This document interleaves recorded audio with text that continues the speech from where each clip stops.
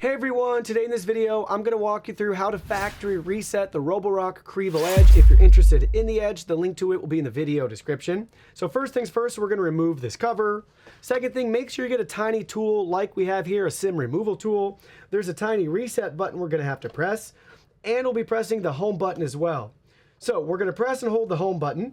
Then we're going to press the reset while we're holding the home button. We'll let go of that and we'll keep holding the home button for a couple more seconds. So home button, reset. I let go of the reset, still holding the home button. Now the power button's blinking, I'm gonna let go. Restoring factory settings. We have This will take about 5 minutes. We have the voice prompt, it's restoring the factory settings. It says it'll take about 5 minutes. And now we just sit back and we wait. Okay, it took about a minute right now and the power button stopped blinking. Just to give you an update. Now both lights are on, solid.